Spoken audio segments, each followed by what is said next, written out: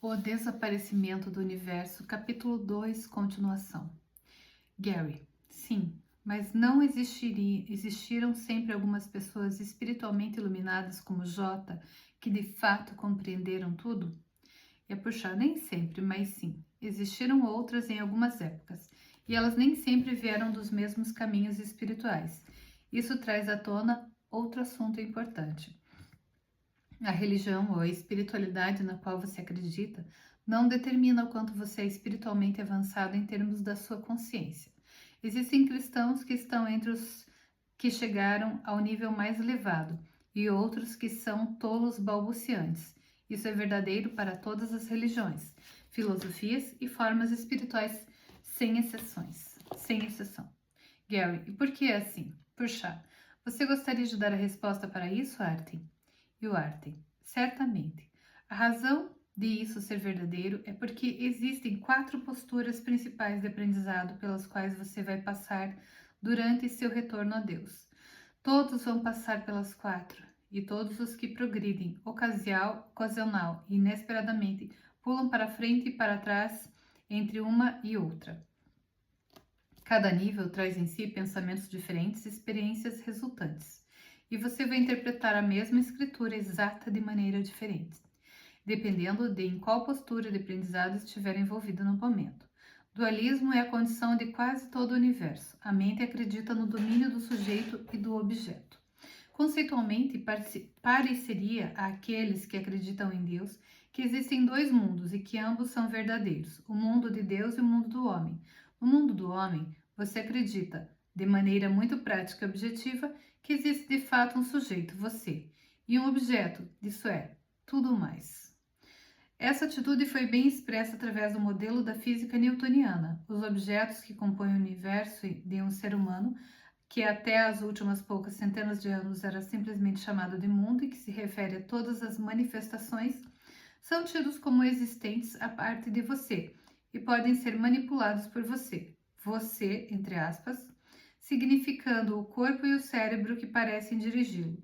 Na verdade, como já citamos, o corpo e o cérebro que você pensa ser parecem ter sido causados pelo mundo. Como vamos ver, essa ideia está completamente invertida. Necessariamente, a atitude em relação a Deus que acompanha essa atitude de aprendizado é de que Ele está em algum lugar fora de você. Existe você e existe Deus, aparentemente separados um do outro. Deus, que é verdadeiramente real, parece distante e ilusório. O mundo, que é verdadeiramente ilusório, parece imediato e real. Por razões que serão descritas mais tarde, sua mente dividida que se separou de casa como o filho pródigo atribuiu inconscientemente a Deus as mesmas qualidades que a sua própria mente aparentemente separada possui. Portanto, Deus e as mensagens que parecem vir dele são conflitadas.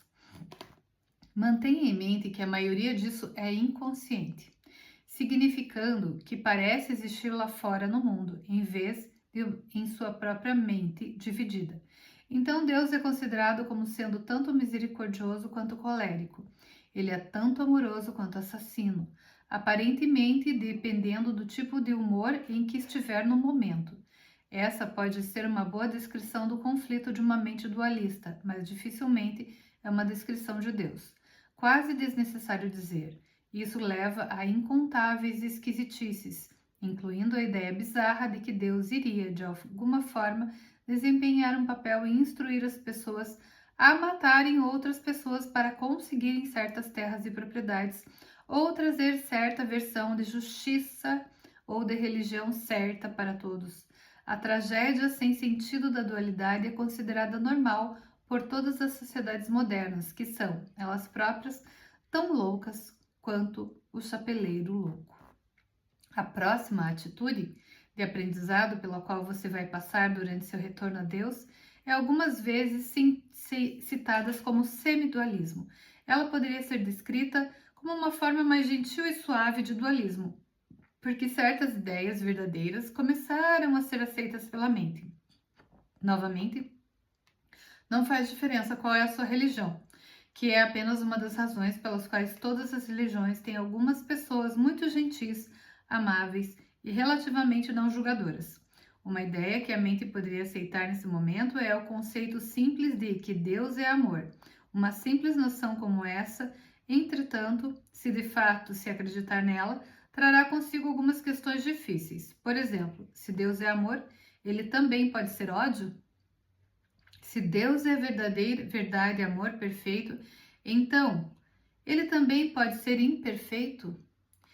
Se Deus é um criador, pode ser vingativo contra aquilo que ele próprio criou? Agora o quadradinho aqui, ó, importante. A tragédia sem sentido da dualidade é considerada normal por todas as sociedades modernas, que são elas próprias tão loucas quanto o chapeleiro louco. Continuando, uma vez que a resposta para essas questões seja claramente vista como é óbvio que não, uma porta que esteve fechada por muito tempo é empurrada e se abre. No entanto, no estado de semidualismo, sua mente começou a perder um pouco do oculto, mas terrível medo de Deus. Agora Deus é menos ameaçador para você. Como você mesmo já nos disse, uma forma primitiva de perdão fincou raízes dentro de você. Você ainda pensa sobre si mesmo como um corpo, e tanto Deus quanto o mundo ainda parecem estar do lado de fora. Mas agora você sente que Deus não é a causa da sua situação. Talvez você tenha sido a única pessoa que sempre esteve lá quando as coisas pareciam estar indo por água abaixo. O perfeito amor só pode ser responsável pelo bem. Então, tudo mais precisa vir de algum outro lugar. Mas, como vamos ver em nossa próxima atitude de aprendizado, não existe outro lugar. E a puxar. Assim, agora chegamos ao tema do não dualismo.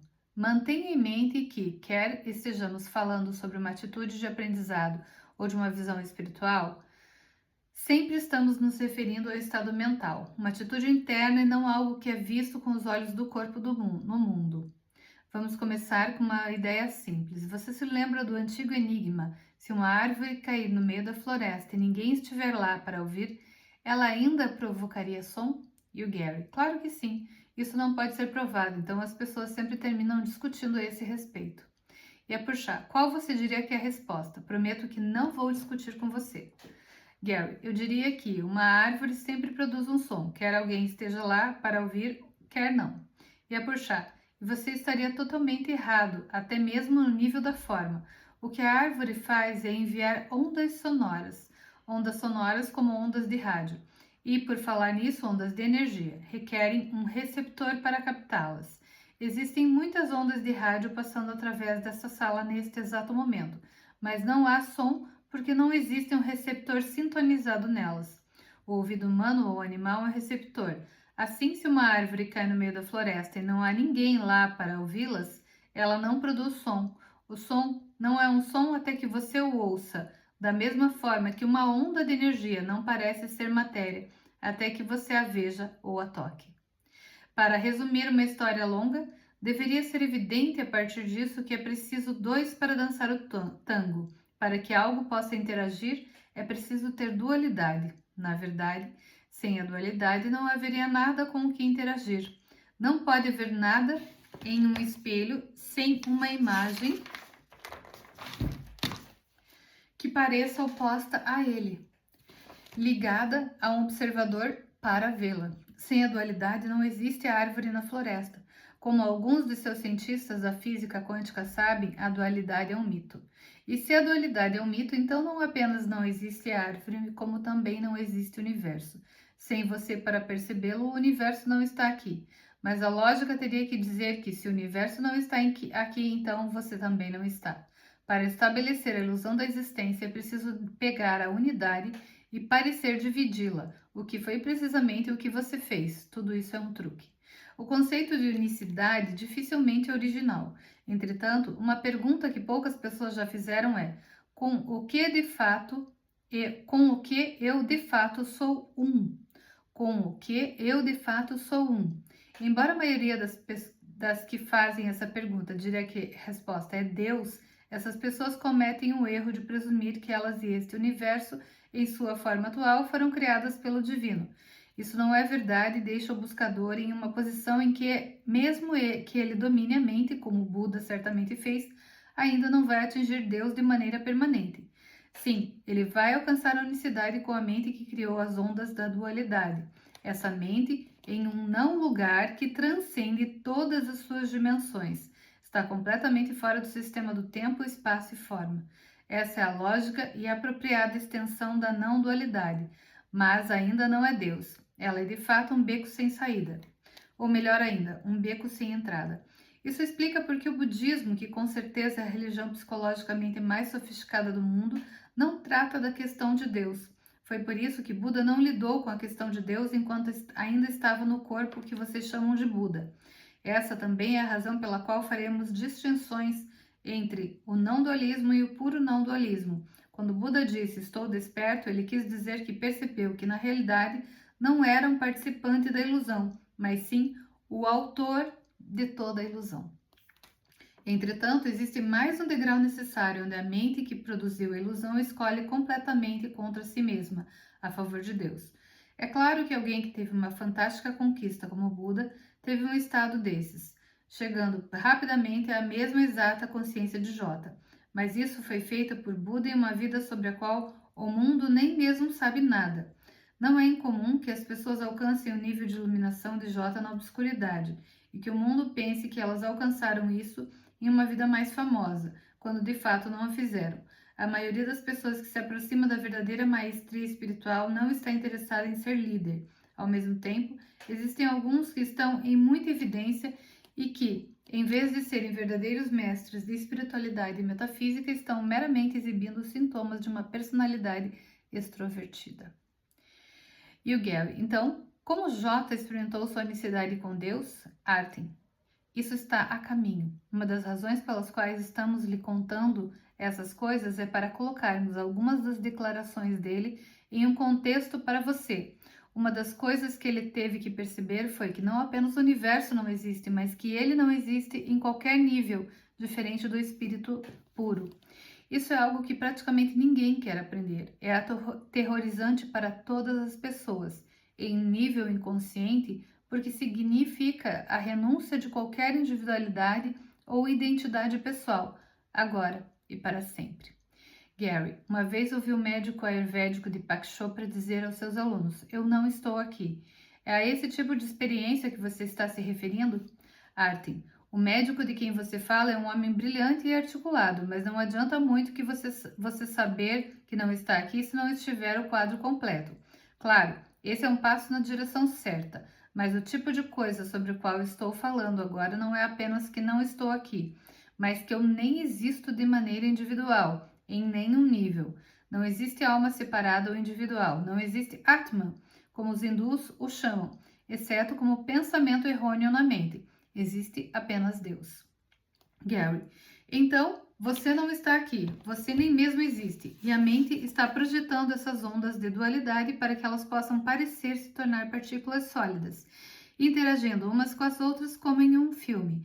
Você também está dizendo que poucas pessoas já estiveram conscientes da razão real de aparecerem aqui.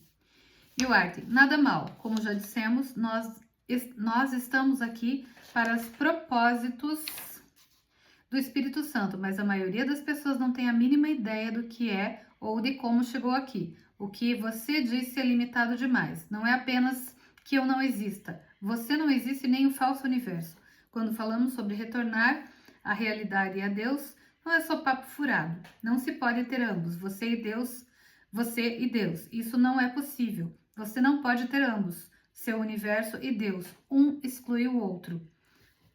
Você terá que escolher, não há pressa, pois o tempo é uma fumaça hipotética e vamos retransmitir para você alguns dos ensinamentos de Jota sobre como escapar dele. Não é fácil, mas pode ser feito.